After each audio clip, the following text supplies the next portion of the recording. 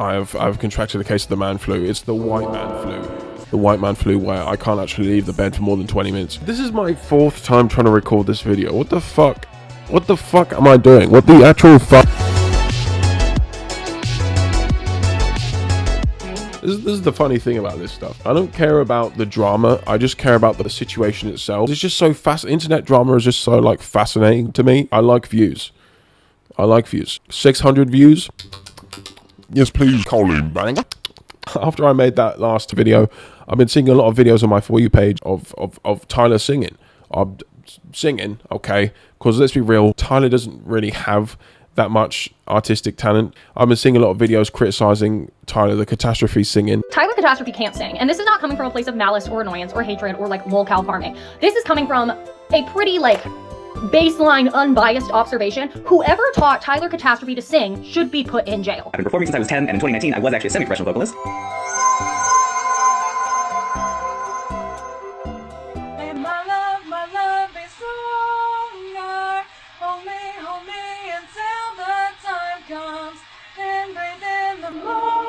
You want to see real artistic talent? Okay.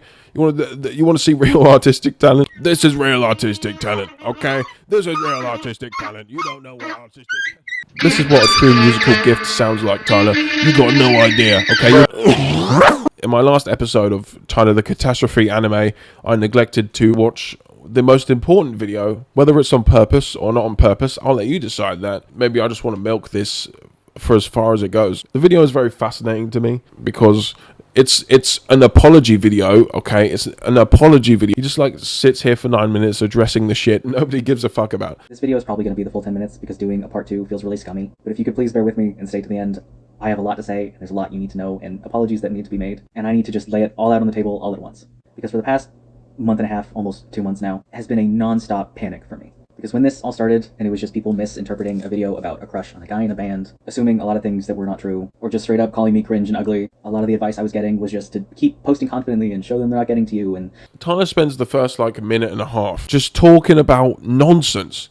Just talking about, oh, I've been getting all these things and all this blah blah blah blah blah blah blah blah blah blah blah. Just address the claims, okay? An apology video could be like a minute. I did this, I did this, I did this, and I did this. I'm sorry, goodbye, see you later.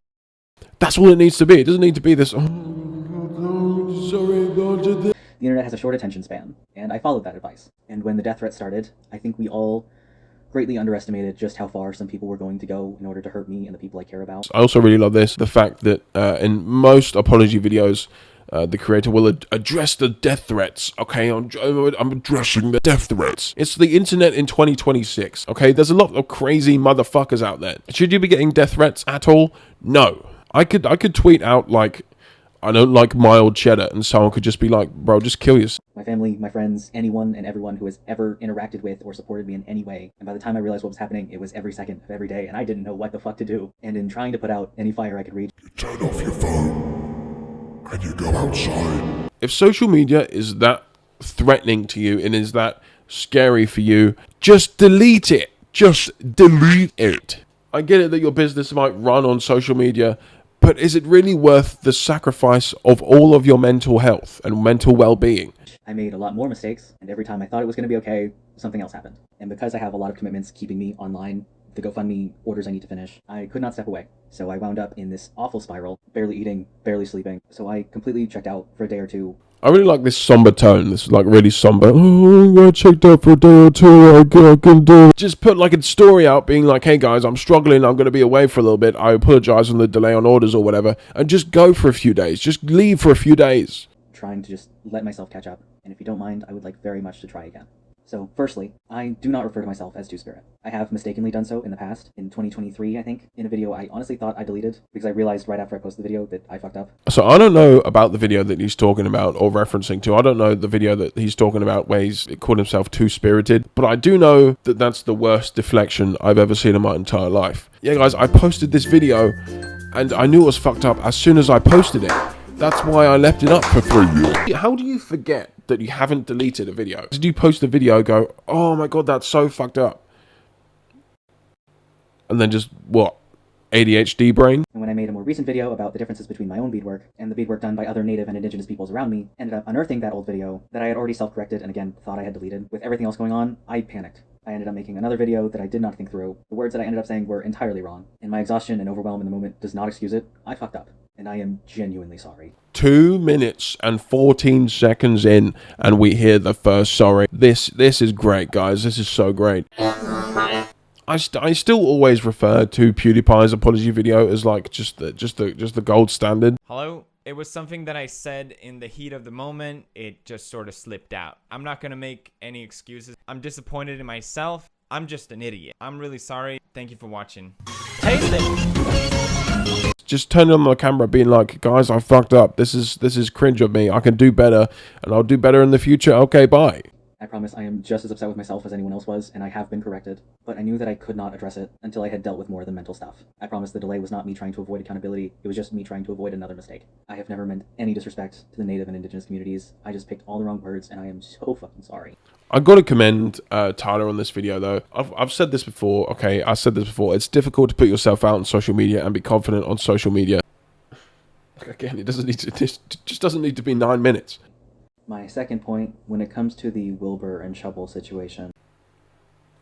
Careful what you say here. Careful what you say here, Tyler. You could say something very bad. Firstly, please understand that there is really no good way to say any of what needs to be said. Honestly, I probably should have just never commented on any of it at all. But when I posted that video 2.5 years ago, there was still a lot of confusion, and the only reason I posted that video was because there were multiple people asking me my opinion, and at the time there was a lot of harm being done just from the communities and fandoms surrounding this. And I stayed away from anything other than Shelby's statement, because with anything else, I just felt that there wasn't enough information. Guys, there was enough information. I'm sorry, there just was. Shovel came forward and was like, one of my exes abused me, and then the Reddit detectives made the connection and realized that it was Wilbur Soot. Wilbur Soot came forward with his statement and then left the internet, and then all these women came forward corroborating with pictures and evidence that they in fact were together with Wilbur at the time. You think this was some like corroborated effort, a military operation to strategically take down Wilbur Soot? Probably not.